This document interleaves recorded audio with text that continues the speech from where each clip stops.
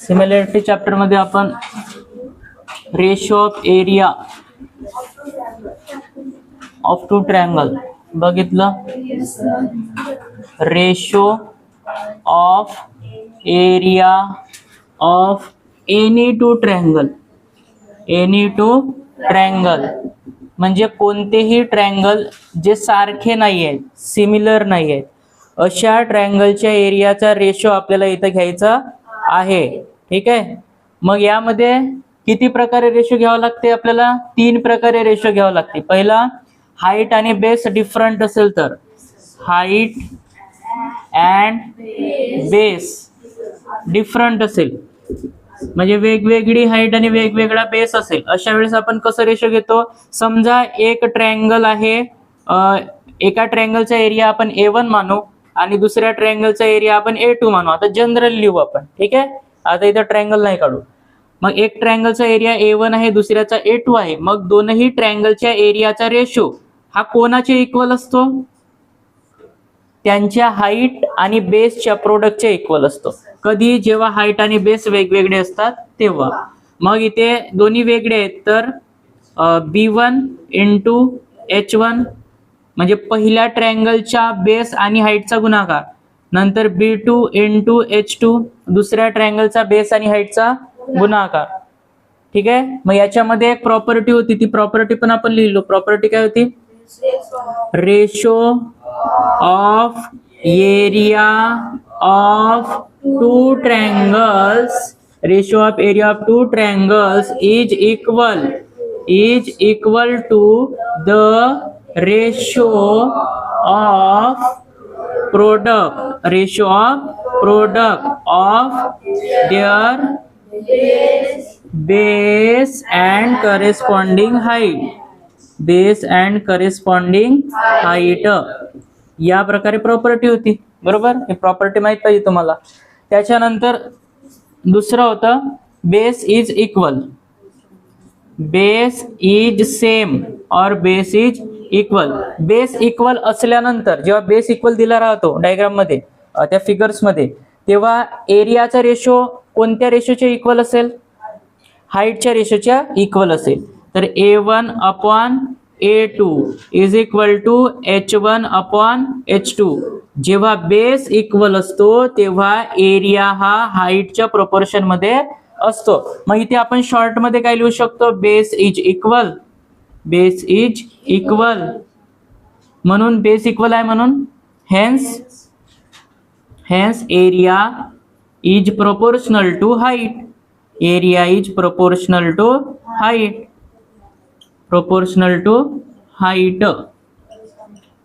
Area कशाशी proportional असतो? त्यांच्या करेस्पॉन्डिंग हाईटशी प्रोपोर्शन मध्ये असतो. कधी? जेव्हा बेस इक्वल असतो तेव्हा. त्यानंतर तिसरी कंडिशन होती, काय सेम असेल आता? Height is equal. जेव्हा हाईट इक्वल असते तेव्हा एरिया कोणाच्या प्रोपोर्शन मध्ये असतो? बेसच्या प्रोपोर्शन मध्ये असतो. म्हणजे आपण इथं काय लिहू शकतो? A1 upon A2 is equal to B1 upon B2. ठीक आहे. हा B1 B2 काय आहे? बेस आहे.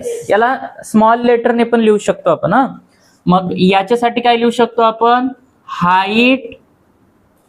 Height is equal, hence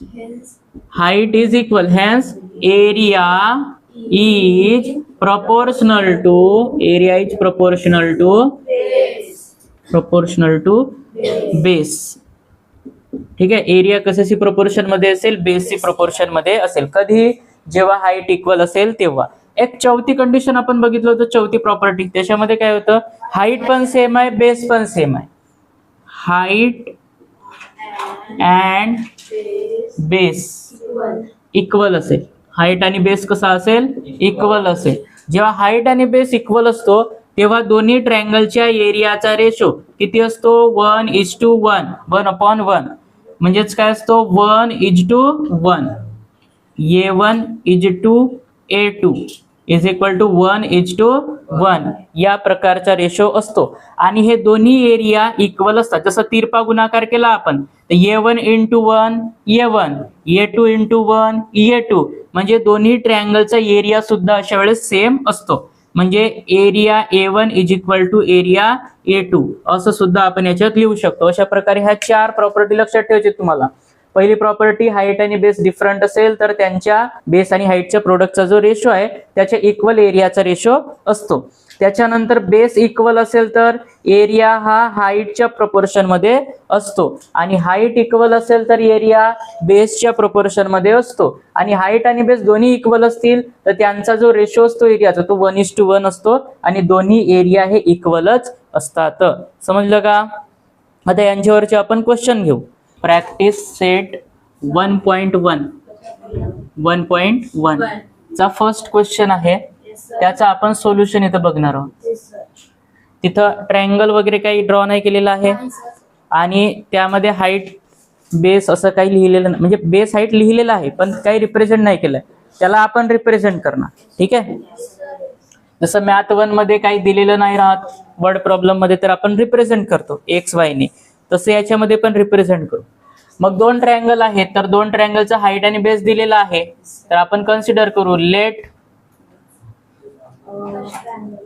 B1 and H1 be the base and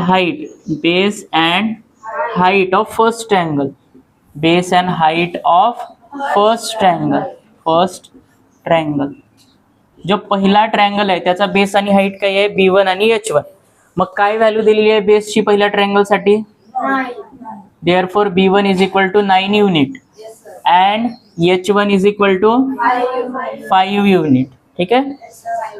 त्याच्यानंतर फॉर अनदर ट्रायंगल दुसऱ्या ट्रायंगल साठी काय असेल B1 आणि B2 आणि H2. For another triangle B2 is equal to काय होईल 10 and H2 is equal to काय होईल 6 युनिट. ठीक आहे, म्हणजे 2 ट्रायंगलचा बेस आणि हाईट दिलेली आहे B1 B2 H1 H2. याचा अर्थ वेगवेगळ्या आहेत, ते पाहून पण समजते आपल्याला वेगवेगळ्या आहेत म्हणून. मग याचा आता एरियाचा रेशो घ्यायचा आहे. Therefore A1 upon A2. चल याला आपण इथे कन्सिडर पण करून घेऊ. A1 काय आहे एरिया ऑफ फर्स्ट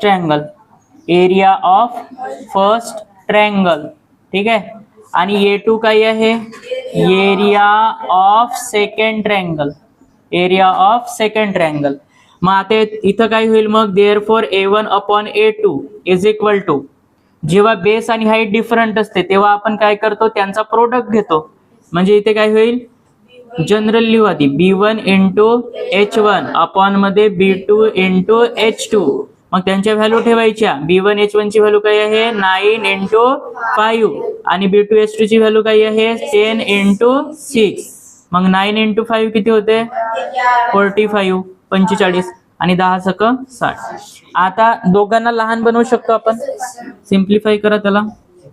काय होईल A1 upon A2 is equal to कितीने भाग जाते 15 ने भाग जातो.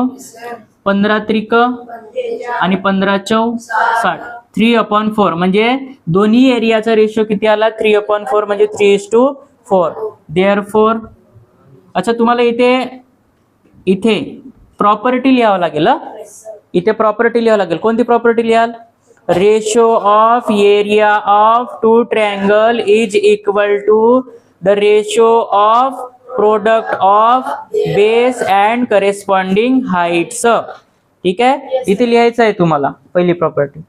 म्हणजे हा काय होईल therefore A1 is to A2 is equal to 3:4 झाला. इथे प्रॉपर्टी लिहायची. ओके, सेकंड क्वेश्चन आहे. या क्वेश्चन मध्ये आपल्याला बघा क्वेश्चन मध्ये काय काय दिलेलं आहे. क्वेश्चन मध्ये दिलेलं आहे BC is perpendicular. BC perpendicular आहे कोणावर उभा आहे तो BC AB वर उभा आहे. BC is perpendicular to AB and AD is perpendicular to again AB. म्हणजे BC पण AB वरच उभा आहे, परपेंडिक्युलर आहे आणि AD सुद्धा AB वरच उभा आहे, परपेंडिक्युलर आहे. ठीक आहे, मग मला सांगा ह्या दोन्ही डायग्रामचा दोन्ही फिगरचा ऑब्झर्वेशन करा. म्हणजे एकच आहे फिगर पण त्याच्यामध्ये दोन ट्रायंगल आहेत. एक ट्रायंगल आहे ए बी सी आणि दुसरा ट्रायंगल आहे ए डी बी. ह्या दोन्ही ट्रायंगलचं ऑब्झर्वेशन करा आणि मला सांगा बेस आणि हाईट पैकी काय इक्वल आहे. बेस इक्वल आहे कारण दोन्ही ट्रायंगलच्या हाईट ह्या एकाच बेसवर आहेत. म्हणजे काय इक्वल आहे, बेस इक्वल आहे. आणि बेस इक्वल जेव्हा असतो तेव्हा एरिया कोणत्या प्रोपोर्शन मध्ये असतो, हाईटच्या प्रोपोर्शन मध्ये असतो. मग सिंपल जे जे दिलं आहे ते लिहून घ्यायचं आधी. काय काय गिवन आहे याच्यामध्ये, in triangle ABC, in triangle ABC काय परपेंडिक्युलर आहे, BC, BC is perpendicular to A B. आणि व्हॅल्यू पण दिलेले आहेत. काय आहेत व्हॅल्यू सांगा. बीसी ची व्हॅल्यू 4 आहे, एडी ची व्हॅल्यू आहे 8. ठीक आहे, बीसी ची व्हॅल्यू 4 आहे आणि एडी ची व्हॅल्यू 8 आहे. अगेन आपल्याला काय दिलेलं आहे, इन ट्रायंगल कोणता, ADB sorry ADB. In triangle ADB काय दिलेलं आहे सांगा. AD is perpendicular to AB. AD is perpendicular to AB.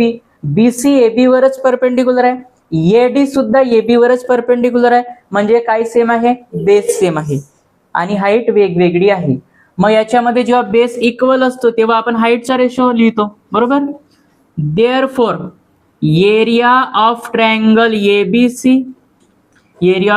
ABC upon मध्ये एरिया ऑफ ट्रायंगल एडीबी, ह्या दोन्ही ट्रायंगलच्या एरियाचा रेशो कोणाच्या इक्वल असेल, आता हाईटच्या रेशोच्या इक्वल असेल. म्हणजे इथे काय लिहिणार आपण, हाईट काय आहे बीसी, एबीसी ची हाईट काय आहे बीसी आहे आणि एडीबी ची हाईट काय आहे एडी आहे. ठीक आहे, मग इथे कारण द्यावं लागेल आपल्याला. असं का बरं लिहिलं आपण, काय कारण द्याल, base is equal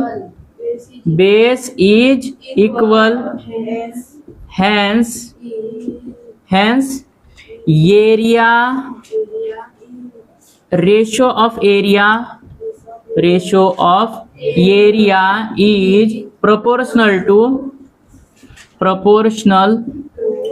to corresponding heights.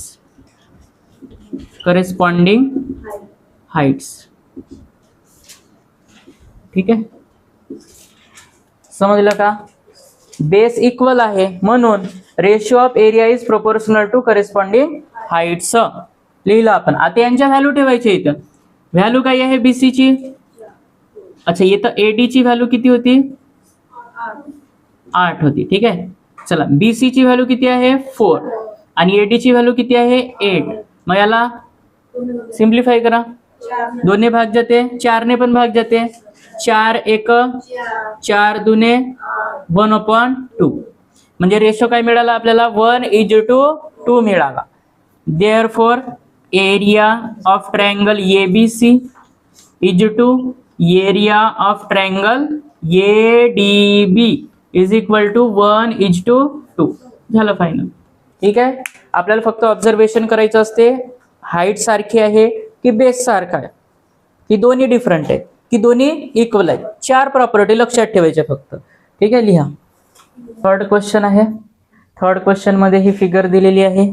या फिगर मध्ये ट्रायंगल आहे PQR किंवा असं पण नाव देऊ शकतो PRQ, पण कोणतंही एकच नाव द्यायचं.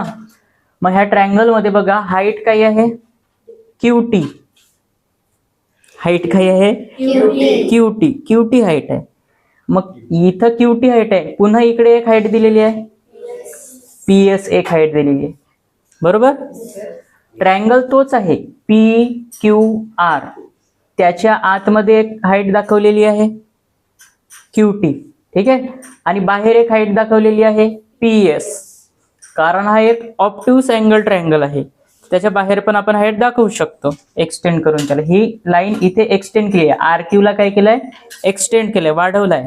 ठीक आहे, मग यामध्ये आपल्याला काय काय दिलेलं आहे, QT is perpendicular to PR, QT is perpendicular to PR. ही जी हाईट आहे QT कोणावर आहे ती उभी? PR वर आहे.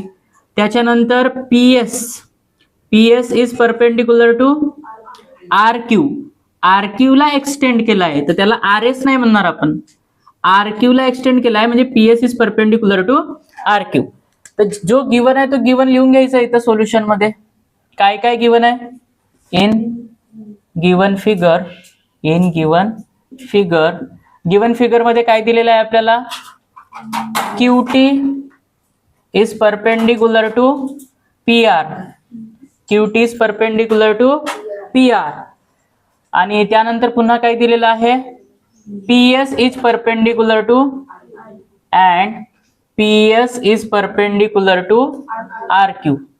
RQ वर परपेंडिक्युलर आहे. ठीक आहे. व्हॅल्यू दिलेल्या आहेत आपल्याला. PS ची व्हॅल्यू किती आहे? 6 युनिट.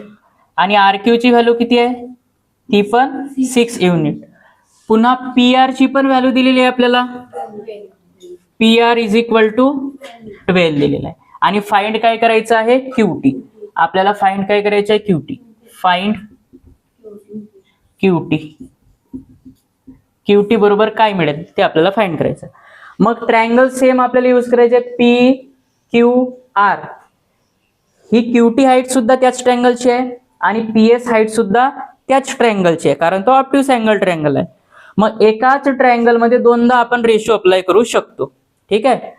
तर पहिल्या ट्रायंगल साठी काय होईल? म्हणजे याचा एरिया काय होईल? PQR चा एरिया काय होईल? Area of triangle PQR. सगळ्यात आधी आपण QT या हाईट साठी लिहू. एरिया ऑफ ट्रायंगलचा फॉर्म्युला सांगा. Half into base into height. 1/2 into base into height. आता याच्यामध्ये बेस काय आहे? PQR. ह्या ट्रायंगल मध्ये QT हाईट साठी बेस काय आहे? PR आहे. PR काय आहे? बेस PR आहे. मग 1/2 इंटू PR इंटू हाईट काय आहे? QT. ठीक आहे. कोणताही पहिले लिहिला तरी चालते. मग आता हा काय झाला? एक एरियाचा फॉर्म्युला लावला याच्यामध्ये आपण. याला जसंच्या तसं. आता कोणाची व्हॅल्यू दिली आहे का इथं? बघा PR ची व्हॅल्यू दिली आहे. PR ची व्हॅल्यू किती आहे? 12 गुणिला QT. तर किती येईल इथं सांगा? बेसक 12 म्हणजे 6 into QT. Area of triangle PQR is equal to 6 into QT. हा पहिला इक्वेशन मानू त्याला आपण. ठीक आहे. आता सेम ट्रायंगल साठी बट डिफरंट हाईट आहे PS, यासाठी आपण एरियाचा फॉर्म्युला यूज करू. नाव area of triangle PQR is equal to, पुन्हा फॉर्म्युला तोच यूज करावा लागेल आपल्याला. काय आहे? 1/2 इंटू बेस इंटू हाईट. आता बेस काय होईल सांगा PS साठी? QR किंवा RQ. RQ इंटू हाईट काय आहे? PS आहे. Is equal to 1/2 into RQ ची व्हॅल्यू दिलेली आहे का? 6 आहे. आणि PS ची व्हॅल्यू किती आहे? ती पण 6 आहे. मग व्हॅल्यू ठेवलं काय मिळेल आपल्याला इथं? 2 त्रिक 6, दोन्ही भाग दिला आपण, आणि 6 त्रिक 18. Area of triangle PQR is equal to काय मिळाला? 18. आता बघा दोन्ही ठिकाणी लेफ्ट हँड साइड इक्वल आहे, तर आपण राईट हँड साइड इक्वल दाखवू शकतो. लेफ्ट हँड साइड बघा इक्वल टूचा साइन आहे. इकडे काय असते? लेफ्ट हँड साइड, आणि इकडे काय असते? Right hand side. तर दोन्ही ठिकाणी लेफ्ट हँड साइड इक्वल आहे. बघा area of triangle PQR, area of triangle PQR आहे की नाही? मग आपण राईट हँड साइड पण इक्वल दाखवू शकतो. म्हणजेच काय होईल? देअरफॉर फ्रॉम 1 and 2, इक्वेशन 1 आणि 2 वरून आपण दोघांना इक्वल दाखवू शकतो. तर काय होईल? हा 6 into QT is equal to 18. 6 into QT is equal to 18. मग QT काय मिळेल आपल्याला? 6 गुणाकारामध्ये आपण दोन्ही बाजूला भाग देऊ. बघा असं लक्षात नाही ठेवायचं की 6 गुणाकारात आहे तर इकडे भागाकारात येते, हा चुकीचा आहे. आधीच सांगितलं तुम्हाला बेसिक मध्ये. आपल्याला काय करायचंय? दोन्ही बाजूला 6 ने भाग द्यायचा आहे. Divide both side by 6. मग 6 ने भाग दिल्यानंतर 6 सोबत 6 कॅन्सल, म्हणजे 6 1 6 भाग गेला तिथे. मग काय राहिलं इकडे फक्त आणि फक्त QT, आणि इकडे 6 1 6 आणि 6 त्रिक 18, म्हणजे QT ची व्हॅल्यू किती पाहिजे आपल्याला? 18 मिळाली पाहिजे. 3 मिळाली पाहिजे. किती मिळाली पाहिजे? 3. 6 ने भाग दिला तर 6 त्रिक 18. QT is equal to 3 unit. 3 unit. समजलं का काय केलं याच्यामध्ये आपण? या ट्रायंगल मध्ये PQR हा ट्रायंगल होता, ठीक आहे. मग याच्या इनसाइड QT ही हाईट दिलेली आहे आणि आउटसाइड PS ही हाईट दिलेली आहे. दोन डिफरंट हाईट दिलेल्या आहेत. मग PS हाईट आणि RQ बेसची लांबी पण दिलेली आहे. किती आहे तर त्याचा मेजरमेंट दिलाय, आणि इकडे PR चा मेजरमेंट दिलेला आहे, PR ह्या बेसचा, आणि आपल्याला QT ही हाईट फाइंड करायची होती. सेम ट्रायंगल असल्यामुळे आपण काय केलं, दोन्ही वेळेस सेम ट्रायंगल घेतलं, त्याचा एरियाचा फॉर्म्युला लिहिलं. तुम्ही याला रेशो पण घेऊ शकता. सेम ट्रायंगल जरी असला तरी रेशो पण घेऊ शकता तुम्ही. त्या area of triangle PQR upon area of triangle PQR is equal to base आणि हाईटचा रेशो घ्यायचा तिकडे, PS इंटू, बघा याला असं पण सॉल्व्ह करू शकतो आपण, area of triangle PQR upon मध्ये एरिया ऑफ ट्रायंगल PQR, ठीक आहे, इज इक्वल टू, सगळ्यात आधी आपण QT हाईट साठी लिहू. काय होईल QT हाईट साठी? Base into height PR into QT upon मध्ये काय होईल हा PS RQ इंटू PS. अजून एक गोष्ट सांगून ठेवतो तुम्हाला, बघा गुणाकारामध्ये तुम्ही आधी QT जरी लिहिल्या नंतर PR लिहिल्या तरी पण चालते. समजलं? कारण 2 गुणिला 3 केलं तरी 6चे, 3 गुणिला 2 केलं तरी पण 6चे. गुणाकारामध्ये मागे पुढे लिहिलं तरी चालते. मग याच्यामध्ये यांचे व्हॅल्यू ठेवू आपण. सांगा PR किती आहे? PR 12 आहे. QT फाइंड करायचा आहे. RQ किती आहे? 6. PS किती आहे? 6. 6 1 6, 6 दुने 12, आणि बे 1 बे, बे त्रिक 6. तर काय मिळालं आपल्याला इथे? सांगा. QT अपॉन मध्ये 3. QT अपॉन मध्ये 3, आणि इकडे काय आहे? Area of triangle PQR upon मध्ये एरिया ऑफ ट्रायंगल PQR. आता दोन्ही इक्वल आहेत, तिथं दोन्ही सेमच आहेत, वर आणि खाली, न्यूमरेटर डिनॉमिनेटर. त्याच्यामुळे इकडे काय राहील? फक्त 1 राहील. तर 1 is equal to QT upon मध्ये 3, आणि 3 आता दोन्ही बाजूला काय केलं आपण? 3 ने गुणाकार करायचा इथे. हा 3 इकडे आणतो असं लक्षात नाही ठेवायचा. हा 3 कॅन्सल करायचा आहे आपल्याला, म्हणून दोन्ही बाजूला 3 ने गुणाकार करतो. इकडे 3 1 3, आणि इकडे QT राहील फक्त 3 कॅन्सल झाल्यानंतर. तर असं पण आपण लिहू शकतो त्याला, ठीक आहे. ओके, लिहा.